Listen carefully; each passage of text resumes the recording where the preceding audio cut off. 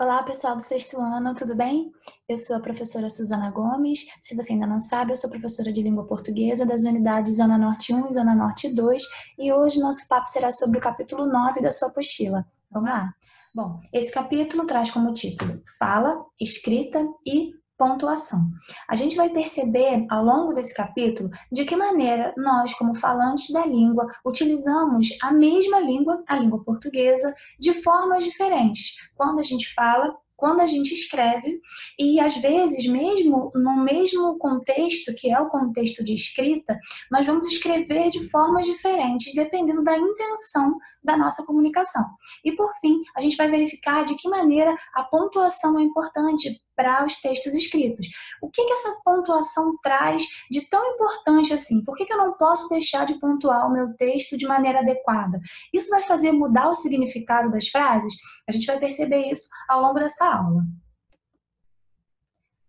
Essa é a capa da sua apostila lá. Provavelmente você, como aluno, não recebeu essa apostila antes das aulas serem suspensas, né? Nós estávamos ainda trabalhando a apostila 1, então alguns alunos provavelmente não receberam ainda, mas vocês conseguem um acesso virtual dessas apostilas.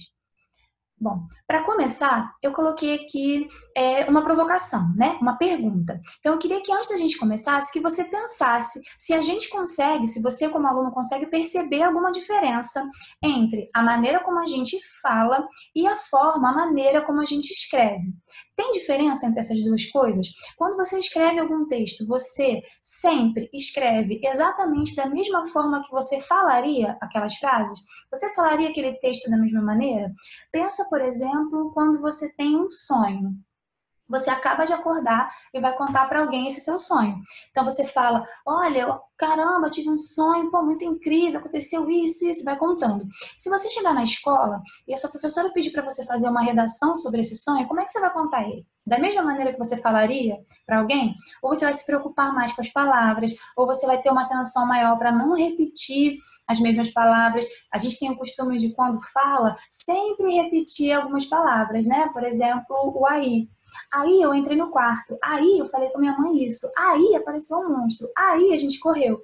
Mas na escrita, a intenção, porque a escrita é mais planejada, ou seja, você para um tempo maior quando vai escrever, para poder planejar aquilo que você está escrevendo, né? Não é tão espontâneo assim. Você tem a oportunidade de apagar e escrever novamente, aí você pensa, será que é melhor escrever assim? Será que aqui eu faço um parágrafo ou eu continuo? Na fala, não. É muito mais dinâmico. Então, a gente tende a não ter tanta preocupação assim quando a gente está falando, né? Agora, no próximo slide, eu trouxe para vocês um vídeo. Ele está disponível no YouTube. Eu não vou passar o vídeo inteiro, mas a sua apostila propõe esse vídeo. Então, lá na sua apostila vai ter o link para ele, e abaixo do vídeo eu vou colocar também o link, se você quiser assistir o vídeo inteiro. Eu só quero que você perceba de que maneira o personagem principal, que nesse caso vai ser o Chico Bento, organiza a fala dele. E aí você pensa que, se o Chico Bento, que é alguém que está estudando também, tivesse que escrever, ele escreveria com aquelas palavras? Teria o mesmo peso aquilo que ele está falando? Teria a mesma emoção? Como é que ele faria para alcançar aquela emoção se ele estivesse escrevendo? Então vamos dar uma olhadinha, vou colocar alguns segundos. Chico Bento em A Hora da Onça Beber Água.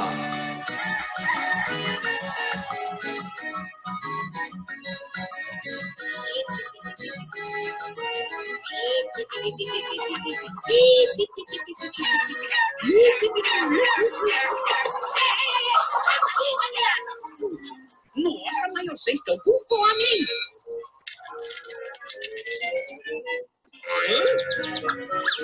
Ai, que bonitinho! Chico!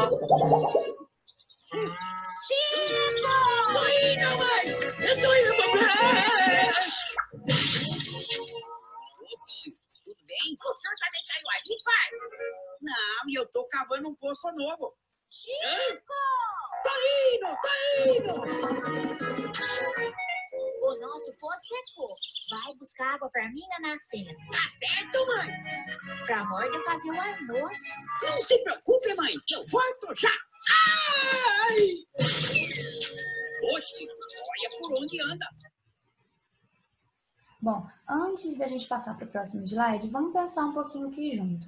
Você percebeu que existe uma variante específica na linguagem do Chico Bento? O que é essa variante? O que é a variedade linguística? São os muitos falares de uma mesma língua. Nós falamos a língua portuguesa, mas dependendo da idade, dependendo da classe social, do grupo, né, dos grupos sociais que a gente frequenta, dependendo da localização que a gente mora, a gente vai falar a língua com algumas particularidades muito específicas, que podem ser o sotaque, podem ser algumas palavras, o vocabulário vai mudando de região para região, né? Então você percebe que o sotaque do Chico Bento é um sotaque que a gente percebe logo que é de alguém do interior, né? Veja como a fala dele marca, se você, mesmo que você não conhecesse esse personagem, você consegue perceber, né, pelas marcas do falar dele, que ele é alguém do interior. Se ele estivesse escrevendo, o Chico Bento está estudando, ele vai fazer uma redação, ele ia falar vocês? Não ia. Você não ia conseguir perceber na escrita, se ele estivesse tentando escrever de forma tradicional, seguindo as normas da língua portuguesa, a norma gramatical, a gente não ia conseguir perceber essa particularidade do falar do Chico Bento. E na fala, isso é muito natural, né? Você consegue perceber que eu, por exemplo, falo do Rio de Janeiro, porque nós temos um sotaque que você reconhece, que é parecido com o seu, porque a gente mora no mesmo lugar. E aí, se eu, de repente, fosse do Sul, você logo ia perceber, essa professora fala um pouco diferente de mim, né? Esses falares diferentes têm a ver com a variedade linguística que um país, qualquer língua, apresenta. No caso do Chico Bento, consegue ficar bem claro, já no comecinho desse vídeo, que você pode continuar assistindo depois, mas já no comecinho desse vídeo já fica claro como é muito marcado e diferente a forma como a gente fala e a forma como a gente escreve, né? O pai dele também fala o fio. Esse fio, né, essa maneira de chamar filho, se o pai dele tivesse que escrever, ele escreveria filho, né? Então é muito diferente, mesmo sendo pessoas que dominam o mesmo idioma, a forma como a gente articula essa fala. Aí, agora eu quero passar para o próximo slide, que vai mostrar para vocês um outro contexto de falar, né, da língua portuguesa. Agora é um contexto mais formal. Bom, aqui o contexto de uso é uma página da internet, né, do site G1, e aqui tem o blog do João Máximo, e ele vai falar sobre o Tom Jobim, que é um compositor muito famoso, né, talvez alguém na sua casa conheça, e você deve conhecer também pelo menos alguma coisa da obra dele, e ele vai escrever sobre 25 anos sem o Tom Jobim. Aqui tem alguns recursos nessa tela, né, a gente tem a imagem do compositor Tom Jobim, tem uma imagem bem pequenininha ali do próprio autor dessa página, né, do escritor que produziu esse texto, e depois o texto propriamente dito. E aí vem, quanto mais tempo passa, mais gostamos do que Antônio Carlos Jobim nos deixou. É claro que muita música boa foi feita por outros compositores depois que ele se foi há 25 anos. Música boa, mas em estilos muito diferentes do mais presente na obra de Tom Jobim. A música popular está em permanente transformação, mudando a cada novidade, determinada pelo momento e pela vontade ou necessidade de se criar novos sons. O próprio Tom passou por isso a partir da bossa nova. Lembro-me de como ele costumava surpreender seus entrevistadores ao dizer que era um compositor de samba. Isso mesmo, de samba. Evidentemente, ele se referia não ao samba como o das escolas, batucado, vibrante, contagiante pelo ritmo, mas ao samba-canção dos anos imediatamente anteriores à bossa nova. Ok, até aqui já é o suficiente. Veja bem, esse contexto de uso é um contexto amplamente diferente do contexto da historinha lá do Chico Bento. Tá vendo como aqui há uma preocupação maior em produzir essa fala? Aqui, por ser um registro escrito, esse autor ele teve uma preocupação maior em usar corretamente as normas gramaticais da língua, em construir o seu texto. Provavelmente esse texto passou por um rascunho antes, ele foi melhorando, foi revisando, até chegar a essa versão final. Então, um texto escrito, ele tem mais planejamento.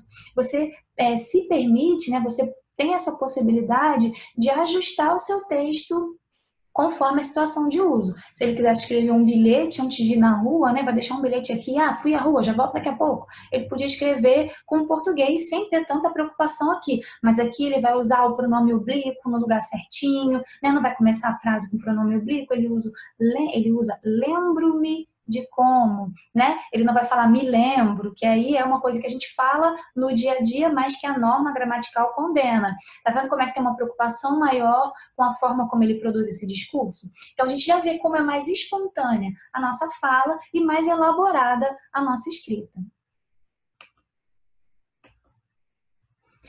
Agora, eu acabei de mostrar para vocês um slide que falava sobre como tem uma preocupação com a norma quando você escreve, mas toda escrita é formal, ou seja, toda escrita, toda vez que eu escrevo um texto, esse texto necessariamente vai estar seguindo as normas da língua portuguesa, as normas gramaticais? Vamos pensar nisso junto, né? Eu trouxe aqui alguns exemplos para a gente pensar um pouquinho nisso. Veja bem, aqui o contexto de uso é uma conversa no WhatsApp, né, provavelmente, entre duas pessoas, dois amigos. E aí um deles diz, que fala pro Jorginho, amigo dele, né, ele diz, qual é a menor? E ele responde, fala meu parça. Aí ele diz de novo, tu viu aquela parada lá pra mim?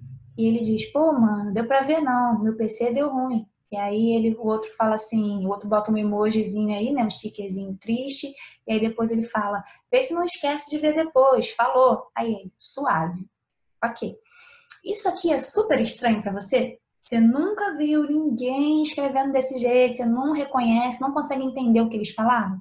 Claro que não. A gente está acostumado a esse contexto de uso. Tem algum problema nessa fala, na maneira como eles escreveram ali? Não tem. Para essa situação de uso, não tem. Agora, essa linguagem é adequada à sua redação na escola? Provavelmente não. Por quê? Porque ela não está de acordo com as normas gramaticais. Mas ela serve de exemplo para a gente pensar na pergunta que eu fiz ainda agora, né? Toda linguagem escrita vai estar de acordo com a norma gramatical? Não. Esse contexto de uso aí, eles estão usando a escrita, né? Mas eles não têm preocupação com a norma gramatical. Eles não têm preocupação em construir esse texto seguindo as normas da gramática. Aí eu coloquei agora aqui a escrita nos diferentes gêneros textuais, porque eu quero que você perceba que você vai ter que prestar atenção no contexto. Na nossa última aula, né, em que falamos sobre os usos do verbo ter, eu mostrei para vocês como era importante você perceber o contexto para entender qual é o uso, qual é o significado daquele verbo ter. Aqui é a mesma coisa, né? Cada texto, cada produção escrita vai cumprir algum objetivo na sociedade. Eu escrevo um texto para algum objetivo, para alguma coisa. Que coisa é essa? Vai depender da minha intenção, o meu objetivo na escrita. E é esse objetivo que vai determinar a linguagem que eu vou usar. Se eu quero escrever um texto para circular na internet, num site jornalístico, eu vou ter uma preocupação. Se é num site de humor, a minha preocupação muda. E a minha preocupação, que eu digo, é a preocupação com a norma, com a escrita, com a gramática, né? E aí, então, você precisa fazer algumas perguntas a si mesmo para verificar se você tem que ter mais ou menos preocupação com a norma gramatical quando você for escrever. Primeiro é você ver se esse texto vai circular, né, numa situação, num contexto formal ou informal, então, onde você tem mais ou menos intimidade, né, com as pessoas que vão ler, se é mais sério ou menos sério, enfim. Se tem possibilidade de interação. O que isso significa? Bom, quando eu converso no WhatsApp, por exemplo, há uma possibilidade de interação. Eu vou escrever e aí eu não preciso ter toda a preocupação da pessoa que está falando comigo entender o que eu estou escrevendo. Porque imediatamente, é claro que a gente sempre quer que a pessoa entenda, né? Mas se ficar faltando alguma ponta, alguma coisa, a pessoa rapidamente pode me perguntar, né? Essa situação de comunicação, ela é de completa interatividade. Então eu falo e você consegue rapidamente me perguntar, o quê? Não entendi, como assim? Né? Para que você é meu interlocutor e durante essa conversa a gente vai trocando essas informações o tempo inteiro. Mas, em algumas situações, essa interação ela não acontece tão facilmente, né? Se eu escrevo uma carta para você, tem possibilidade de interação? Muito tardia, né? Essa carta vai chegar na sua casa, você vai ler, e aí se você não entender alguma coisa, ficar com alguma dúvida ainda sobre o que eu escrevi, você pode entrar em contato comigo de novo para receber essa resposta. Então, e se fosse um jornal, por exemplo, ou a nossa aula aqui mesmo, né? Infelizmente, a gente não tem na aula gravada, apesar de você ter essa possibilidade de interação lá nas aulas ao vivo, né? Mas aqui na aula gravada, eu tô falando e eu espero, eu faço o possível para que você entenda, né? Minha preocupação é essa, mas você pode não entender alguma coisa e aí você volta um pouquinho, mas você não consegue falar comigo. Né? Ai, professora, fica com uma dúvida, fica com uma questão, e aí você vai tirar essa questão lá na aula ao vivo. Que esse meu diálogo aqui com você, ele não tem essa possibilidade de interação ainda, né? E aí depois, aquilo que eu tinha dito antes, né? Qual é o objetivo desse texto? Para que eu estou criando essa mensagem? Qual é a minha intenção por trás dessa escrita? A minha intenção vai determinar qual é o recurso da língua que eu vou usar. E aí se eu vou me preocupar mais ou menos com a gramática, né? E depois a gente vai se perguntar se é uma linguagem oral ou se é uma linguagem escrita. Porque veja bem, às vezes, principalmente na linguagem oral, é muito importante você perceber que a maneira como a gente fala, ela vai seguindo na oralidade, ela vai ter outros adereços, ela vai ter outras coisas que contribuem para as pessoas entenderem o que eu estou falando. Então, se eu, por exemplo, estou aqui e aí conversando com você, eu falo assim, nossa, aí a gente está com uma chamada de vídeo, né? E eu estou te vendo e aí eu estou com uma roupa muito arrumada. Aí você fala assim, nossa, para que enterro que você vai? Se você fala assim para mim, usando uma expressão no rosto, nossa, para que enterro que você vai? Desse jeito? E eu escuto primeiro a entonação que você fala, depois eu consigo perceber o seu semblante, né, as feições do seu rosto quando você diz isso. Eu vejo que você está fazendo uma brincadeira, né? Está sendo irônico comigo. Porque eu estou me vestindo de uma maneira muito formal para uma conversa entre dois amigos. E aí, esses outros recursos são possíveis na oralidade, mas na escrita não. Na escrita você tem que se preocupar muito em usar as pontuações, porque aí a pessoa vai entender se você está falando sério, se aquele personagem, por exemplo, se for uma história, está emocionado ou não. É a pontuação que vai te ajudar, né? Assim como algumas palavras do vocabulário, claro, vão te ajudar a perceber a intenção, o cenário, o pano de fundo, né, daquela história. Na oralidade, isso é muito mais fácil, né? Se você pergunta assim, e aí, tá tudo bem com você? E eu fecho meu rosto assim e digo, tudo bem comigo.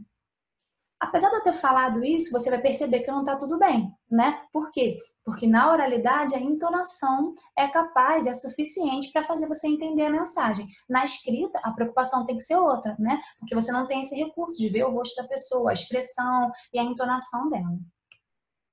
E aí eu coloquei aqui que cada gênero textual possui uma estrutura específica e adaptará a sua linguagem de modo a alcançar os objetivos pretendidos. O que é isso? É tudo que eu falei ainda agora, né? Todo gênero textual e cada um deles vai apresentar uma estrutura específica, uma estrutura sua, que vai seguir, vai ser construída de acordo com o meu objetivo. Então, eu tenho maior ou menor preocupação com alguns aspectos da língua, dependendo do objetivo do meu texto. E agora no próximo slide eu vou colocar uma pequena cena de uma temporada da novela Malhação, que é uma novela que passa até hoje, mas é uma temporada um pouco mais antiga, e eu quero que você perceba esses recursos, além da fala. Vai ser uma situação de conversa entre alguns personagens, uma cena bem pequena, e aí você vai perceber como há outras informações para os interlocutores, né? Quem são os interlocutores? As pessoas que participam da conversa. Você vai ver que entre essas pessoas, elas utilizam para conversar mais do que só o recurso das palavras, né? Durante a fala, durante a conversa, né, na fala, você vai perceber que eles utilizam as expressões, né, a entonação, a maneira como essa pessoa vai falando é suficiente para você perceber se ela está feliz ou não. Vou colocar só um pedacinho da cena, tá bom? Vamos lá. De boa, é típico da Nanda. O que tá acontecendo aí? Eu nunca pensei que você pudesse ser tão sonsa, né? Peraí, me explica. O que adianta de mim, vai? O que tá rolando, gente? Falsa. Tá vendo aqui? Essa personagem, ela tá bem brava, né? Essa que eu dei esse pause maravilhoso nela aí. Ela tá ela tá bem brava com com a outra personagem, que é a Nanda, e aí ela chama sua amiga fingida, sua falsa, e a expressão no rosto dela já é suficiente para essa amiga ver que ela não está só insatisfeita, que ela está furiosa com aquilo que ela está falando, né? E aí dá uma percebida nessa personagem que ficou atrás, que está com um sorriso aí, né? Essa daqui da esquerda. Essa personagem que está atrás, ela já está com um outro aspecto da fala, né? Ela vai falar também, não acredito, típico da Nanda. Ela está sendo irônica, ela está sendo talvez um pouco sarcástica, né? Ou seja, ela está falando aquilo, mas com a intenção de alfinetar, né? De trazer, de colocar mais lenha na fogueira para fazer as duas brigarem. Tem um certo deboche aí, que você percebe não só pelo que ela está falando. Ela poderia dizer, nossa, isso é típico da Nanda. Mas nossa, isso é típico da Nanda, né? Uma provocação. Né? Então você vê como a entonação vai utilizando esses outros recursos da língua. Né? Isso a oralidade traz com muita facilidade. Mas na escrita a gente tem que ter outras preocupações. A gente precisa dar um jeito de trazer essa mesma emoção da fala para a escrita. Como é que a gente faz isso? Usando a pontuação, né? A gente pode usar também outros recursos da língua, como a repetição de palavras, como as reticências, né? Tem que ser um texto bem construído para chegar a esse mesmo objetivo. Aqui eu trouxe mais um exemplo de texto escrito, mas agora é uma narrativa, é uma história, e eu quero mostrar para vocês como esse autor, né, o escritor dessa história, vai utilizar a língua, os recursos da língua, a pontuação, alguns recursos do próprio vocabulário para alcançar o objetivo que ele queria, para trazer talvez um pouco dessa oralidade, uma marca dessa oralidade, né, trazer um pouco da experiência da fala para dentro do texto. E aí é uma história chamada Um Caipira Apaixonado, ela é bem pequenininha, e a gente vai ler junto. Diz assim: mentalmente, Marcelo ensaiava a quadrilha. 1, 2, 3, volta, ele ajoelha, ela dá uma volta. 1, 2, 3, vira, ele cumprimenta, ela gira. Ele estava assim nervoso por causa de Carolina, a noiva. Ela era mesmo uma graça de menina, e Marcelo, apaixonado, achava que na hora dançaria tudo errado. Hora da festa, coração aos pulos, Marcelo pergunta aflito: mamãe, será que na hora eu lembro? Claro, Marcelo, fique tranquilo, respondeu a mãe, no fundo sabendo que um coração apaixonado às vezes arma grandes confusões. De repente, a professora chamou: todos em fila, vai começar! E 1, 2, 3, 4. Ela deu a volta e Marcelo perdeu o sapato. Ele pensou, e agora o que faço? Perco a noiva, perco tudo, a quadrilha vai embora. Mas, como era bem esperto, fingiu que tinha sido combinado. Fez caipira atrapalhado e, pé com sapato, outro sem, Marcelo mancou com graça. Fez careta e fez pirraça, a plateia deu risada e aplaudiu mesmo com gosto o noivo tão divertido. Quando o padre perguntou, quer casar com seu compadre? Carolina, encantada, bem depressa respondeu, quero sim, quero, seu padre. Aqui, perceba como esse autor, ele tomou conta, ele tomou cuidado de utilizar algumas repetições para marcar a dança. Então, ele usa 1, 2, 3, volta. Ele ajoelha, ela dá uma volta. 1, 2, 3, vira. Ele cumprimenta, ela gira. Essa pontuação, a maneira como ele foi colocando as vírgulas, os pontos, foi construindo frases bem pequenas, isso vai trazendo um ritmo, que é quase o ritmo da dança, né? Que é ele tentando lembrar aqueles passos da dança. Viu como dentro da escrita dá para a gente trazer alguns recursos da oralidade, né? E aí depois ele ainda tenta reproduzir uma fala mais próxima da oralidade. Aqui no final, né, o padre pergunta, quer casar com o seu compadre? Ele tira o R do infinitivo, né, do quer casar com o seu compadre, ele bota o U, porque é a maneira como a gente fala, né? E aí ele colocando o acento agudo lá no quer, ele ainda mostra mais essa maneira como a gente fala, ainda mais a pessoa do interior, né? Lembra que a gente falou do Chico Bento lá no começo da aula, né? Então, quer casar com o seu compadre? E aí a Carolina, encantada, bem depressa respondeu, quero sim, quero seu padre. E aí esse ponto de exclamação também mostra a emoção. Ela também ficou encantada pela forma como ele soube se virar, né? O Marcelo soube se virar numa situação adversa. Então viu que dá, né? É mais difícil, por isso a escrita é tão encantadora, é mais difícil a gente conseguir esse objetivo de mostrar a oralidade dentro da escrita. Mas é possível. E aí eu coloquei agora aqui, bom, mas por que eu preciso aprender isso? Por que que eu tenho que saber que esses recursos são importantes na escrita, que há uma diferença entre a linguagem escrita e a linguagem falada? Para que que isso é importante para mim? Veja bem, agora a gente vai chamar atenção para a importância da pontuação. Gente, eu sei que na situação de internet, né, nas conversas virtuais, enfim, WhatsApp, Facebook, vocês sabem que não é tão importante, não é tão necessário o uso da pontuação, né? É uma linguagem mais informal, você conversa com seus amigos, eles te entendem, mas a gente precisa conhecer e reconhecer a importância da pontuação para um texto bem escrito, para que o texto alcance o objetivo que ele quer. Se você não coloca determinadas pontuações nos lugares certos, a sua frase às vezes ganha um significado completamente diferente. Eu quero falar um pouco sobre isso com vocês para que vocês deem o devido valor para as pontuações, tá bom? Aqui primeiro eu quero chamar a atenção para o conto popular. Esse conto que eu coloquei do caipira aqui pode ser um exemplo disso, né? E aí eu coloquei aqui que tanto a linguagem oral como a linguagem escrita no conto popular, elas duas são interligadas, né? Coloquei essas setinhas aí para mostrar para vocês que há uma ligação entre essas duas coisas. Ou seja, a linguagem escrita, aqui eu estou falando só do conto popular, tá?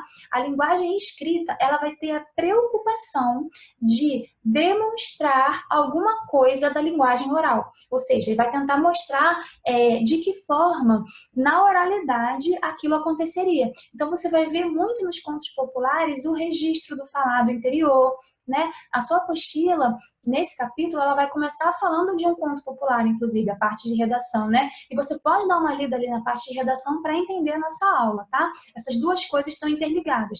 Nos contos populares, você vai perceber muito o registro da linguagem oral, né? O autor do conto popular, escrito, ele tenta trazer a linguagem oral para dentro do texto. Por quê? Porque inicialmente esses textos começam na oralidade. Você sabe que a gente, um ser humano, a gente começa a falar primeiro para depois escrever. Então a gente começa com a oralidade, depois traz o contar de histórias, não começou sendo escrito. A gente começou a passar a história de um para o outro na oralidade. Depois, com a invenção da escrita, a gente começou a registrar essas narrativas, essas histórias, né? Bom, e aí, só para deixar escrito, caso você queira anotar aí, o que a gente falou agora, né, desses recursos que você, quando escreve, vai ter que fazer uso para tentar trazer um pouco da oralidade para dentro do texto, eu trouxe aqui algumas coisas que a sua apostila também vai apresentar, talvez com outras palavras, mas vai apresentar também esses subtópicos, né? Falando agora dos contos populares, ok? Então, os contos populares, para trazer um pouco da oralidade para os textos escritos, o que que eles fazem? Primeiro, a repetição de palavras e expressões. Então, lembra naquela história que a gente leu ainda agora, que falava 1, 2, 3, 4, aí depois 1, 2, 3, ia marcando, repetindo? Essa marca, essa repetição, traz essa ideia da marca da oralidade, né? Você vai e volta ao mesmo texto, traz um pouco de musicalidade, para repetir palavras também. Na sua apostila, conta uma história em que o personagem, o macaco, ele vai repetindo toda hora aquelas mesmas falas. Ah, eu vou, eu não vou. Quando ele vai repetindo a fala do seu interlocutor, dá para você entender como ele está querendo enrolar, como ele está tentando levar o outro na fala, né? Então, aqui também a gente percebe que é um recurso dentro do texto escrito que tenta representar alguma coisa da oralidade. Depois, o vocabulário utilizado, a variante do interior. Lá no começo da nossa aula eu falei que quando você escreve para tentar representar esses contos populares, no caso do Chico Bento, por exemplo, você vê que tem a marca da fala do interior. Como é que você faz isso quando você vai escrever? Se não tem como mostrar o sotaque. Aí você pode fazer como o texto que a gente leu agora, né? Lembra como é que o padre fala? Quer casar com seu compadre? Ele não botou o R dos infinitivos, quer casar, né? Ele fala quer casar, é uma forma de tentar mostrar a maneira informal como as pessoas do interior falam, né? Claro que as pessoas do interior também, quando vão escrever, vão usar a norma padrão. E aí depois o registro da oralidade popular. Então ele vai colocar falas, expressões, jargões do interior, né? Palavras que tenham a ver, que só dá para entender quem conhece aquele conceito, aquele contexto de uso, né? Tem palavras que têm significados iguais, mas são palavras diferentes, porque cada região acaba chamando essa palavra, chamando esse objeto, essa coisa, de uma forma diferente. Então, você tem tangerina e mexerica, né? Então, mostrar a oralidade popular é trazer o vocabulário das regiões para dentro dos textos, né? E aí, agora, era o que eu estava dizendo para vocês anteriormente, né? A importância dessa pontuação. Será que a pontuação faz diferença nos meus textos escritos? Bom, dá uma olhadinha para cá. Esse primeiro exemplo é uma conversa de WhatsApp também, e dá uma lida no que a pessoa fala. Ela diz, ele faleceu, e a outra, o quê? Sério? Aí ela, não, eu tô te perguntando. Percebe que aqui, provavelmente, a pessoa queria colocar lá no começo uma pergunta. Ela queria dizer, ele faleceu? Para a outra responder, né? Mas aí, como ela usou erradamente o ponto, o sinal da pontuação, em vez de usar o sinal de interrogação, ela usou a exclamação, a outra entendeu como uma afirmação, né? Não entendeu como uma pergunta. Então, ele diz, ele faleceu. E o outro, o quê? Sério? Não acredito, né? Só que ele estava querendo perguntar, ele faleceu? E aí, depois, ele ainda troca de novo a pontuação, né? Ele diz, eu tô te perguntando, mas ele queria dizer, não, calma aí, eu tô te perguntando. Tinha que ser o ponto de exclamação. Mas tá vendo como é que mudou completamente o sentido da frase? Mais uma vez, aqui é um problema com a vírgula, né? Olha onde essa vírgula foi colocada e o que parece essa frase. Ele diz, vendo meninas, aceito cartão. Essa vírgula tinha que estar lá depois da primeira palavra, que é o verbo, para a gente separar o verbo ali desse vocativo, né? Vendo meninas, que é a pessoa com quem as pessoas com quem eu estou falando, né? Aí depois ponto e depois aceito cartão. Então, se ela colocasse vendo, vírgula, meninas, ponto, aceito cartão. Todo mundo ia entender como vendo, eu estou vendendo isso aqui, meninas. Está vendo uma setinha aí? Provavelmente lá embaixo vai aparecer a foto do que ela está vendendo, né? Vai falar, vendo meninas, aceito cartão. Só que quando ela não colocou essa vírgula no começo e levou para depois meninas, aí pareceu que ela estava vendendo as meninas e ainda aceitava cartão como pagamento, né? Dá uma olhadinha aqui. Tem uma família, né? E a mãe provavelmente diz, tá chegando o Natal, ponto de exclamação. E as crianças gritam, eba! E aí colocam também o ponto de exclamação no final. Estão muito animadas, muito felizes. E aí depois o segundo é uma família, né? Família dos perus. E aí um diz, tá chegando o Natal. A expressão é outra. E aí eles dizem, oh meu Deus! Essa exclamação aí não é de maneira nenhuma para expressar alegria, porque no Natal as pessoas, a gente come, né? Cozinha, prepara, assa o peru para a refeição, para a hora da ceia. E aí, coitados, os perus não devem ficar nem um pouco satisfeitos com esse momento. E aí eles não estão alegres. Mas aí utiliza o mesmo sinal de pontuação, que é a exclamação, tanto para alegria como uma situação de extrema tristeza, desespero, enfim. E por último, eu trouxe um exemplo que é bem conhecido, ele aparece bastante na internet, que é uma situação em que uma pessoa faleceu e ela deixou uma herança, deixou um testamento. Nesse testamento, essa pessoa não colocou pontuação, não colocou os pontos, né? O sinal de pontuação que a gente estava falando até agora. E aí, as pessoas mais próximas resolveram colocar esse sinal, essa pontuação, como elas achavam que era melhor, para benefício próprio. Então, a irmã primeiro, resolveu ajustar a pontuação para que aquele testamento ficasse interessante para ela. E aí fica assim, deixe os meus bens à minha irmã, não ao meu sobrinho. Jamais será paga a conta do alfaiate, nada aos pobres.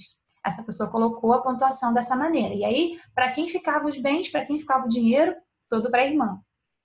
Só que o sobrinho não gostou nada disso e resolveu colocar a pontuação, vê que o texto é o mesmo, mas ele resolveu colocar a pontuação de acordo com o que fosse mais interessante para ele. E aí ele diz, deixa os meus bens à minha irmã? Não, ao meu sobrinho. Jamais será paga a conta do alfaiate, nada aos pobres. Então agora ficou alguma coisa para a irmã? Pagaram o alfaiate? Não. Deixaram alguma coisa para os pobres? Também não. Ele ajustou, colocando um ponto de interrogação ali, mudando um ponto para o outro lado, a herança passou a ser dele, né?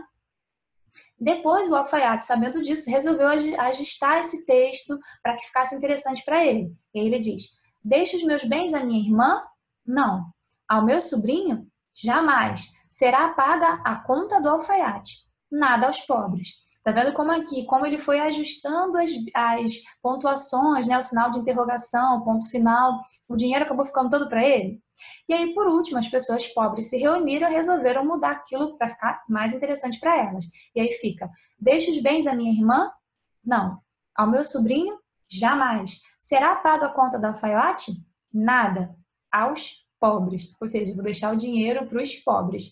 Viu como foi importante aí o uso da pontuação corretamente? Né? Se essa pessoa antes de falecer tivesse pontuado isso direitinho, não tinha confusão nenhuma, né? O dinheiro ia ficar para quem essa pessoa tinha intenção inicialmente. A sua apostila ainda fala que a escrita ela é mais linear e a fala é menos. O que isso quer dizer? Eu estou aqui acessando a sua apostila porque eu quero que essa aula dê conta de explicar tudo que o módulo 9 traz, tá? Aqui ele fala que a escrita é mais linear e a fala é menos. Por quê? O que significa ser linear? É quando eu vou apresentando o meu discurso na ordem em que ele vai acontecendo. Isso acontece na escrita de uma maneira mais fácil, porque como você faz um planejamento antes, você vai adaptando. E até se você está escrevendo e vê que isso aqui aconteceu antes, você tem a oportunidade de apagar e fazer de novo. Uma fala mais espontânea, ela vai acontecendo, eu vou falando conforme eu vou me lembrando. Então eu posso acabar falando de um acontecimento e depois lembrar que eu tinha que ter falado um outro que foi antes dele, né? Então eu volto, tenho essa retomada, essa repetição, né? Porque como é mais dinâmico, eu tenho menos tempo de planejamento. Eu vou pensando e vou falando conforme eu penso. E depois ela fala desse feedback, né? Primeiro a gente tem na escrita um feedback que é apenas pressuposto, ou seja, eu só imagino o que essa pessoa vai estar achando quando eu escrevo, né? E na fala não. Na fala eu tenho esse feedback. Primeiro que ele é imediato e depois que ele me permite ajustar o meu texto. Isso que eu falei ainda agora de eu ir adaptando o meu texto ao meu interlocutor, a sua apostila vai chamar de possibilidade de redirecionamento do texto conforme o feedback. Ou seja, eu tenho a possibilidade de ir ajustando o meu texto quando eu percebo um entendimento maior ou menor do meu interlocutor, né? Da pessoa que está falando comigo, da pessoa que está me ouvindo naquele momento. Tá? E aí depois a escrita, a sua apostila vai dizer que no final que ela tem uma criação individual e a fala ela tem uma criação coletiva e alternada. O que isso quer dizer? Na escrita, a criação é individual por quê? A pessoa que criou essa apostila, por exemplo, claro que pode ter uma equipe fazendo, né? Mas no momento tem alguém escrevendo aquele texto ali, aquele artigo, enfim. Quando a pessoa senta para escrever, é só ela, suas experiências e seu conhecimento. Ela pode até pesquisar, mas aquela construção, aquele momento da escrita é particular, é individual. Na conversa, na fala, isso vai se alternando. A construção daquele significado se dá entre mais de uma pessoa, entre duas ou mais pessoas, né? Então aí quando eu vou conversando, por exemplo, se tivesse algum amigo meu aqui do lado, a gente ia conversando sobre alguma coisa, sobre política, eu falava, mas olha como é que tá o Brasil, pessoal, é mesmo, mas é porque os políticos também acham. Então a gente vai construindo junto um pensamento, né? A construção de significado, ela é alternada, né? Até porque numa situação de conversa, de comunicação, um diálogo, o interessante é que não seja só uma pessoa falando. A gente vai trocando os papéis. Vocês já estudaram o que é emissor e receptor, lembra? Numa situação de conversa, de diálogo, a gente tem a alternância dessas duas pessoas. Ora um emissor, ora o outro é emissor, né? Eu começo a falar e você escuta. Eu sou emissor e você é receptor. Quando você me responde, esses papéis se alternaram. Eu passei a ser receptora e você passou a ser emissor, né? A gente vai alternando essas falas. E aí depois ele fala que na escrita tem uma ampla possibilidade de planejamento, eu já falei isso aqui, né? E na fala o planejamento é simultâneo ou quase simultâneo à produção. O que é simultâneo? O que quer dizer isso? Simultâneo é que vai acontecendo ao mesmo tempo. Então eu estou pensando aqui para dar essa aula para vocês e vou falando conforme eu penso, né? Isso é mais dinâmico, é mais espontâneo, mas também permite mais erros, mais equívocos, né? Aí você fala, não, peraí, mas não foi isso que eu quis dizer. E vai se acertando, né? Não tem nenhum problema quanto a isso. Então é isso, pessoal. Eu espero que esse capítulo 9 tenha ficado claro para você. Quero também indicar que você assista às aulas ao vivo para tirar as dúvidas. Faça as atividades da sua apostila, tanto atividades normais quanto as atividades finais. Eu espero que a gente possa se encontrar em breve e que você continue estudando. Um abraço e tchau, tchau!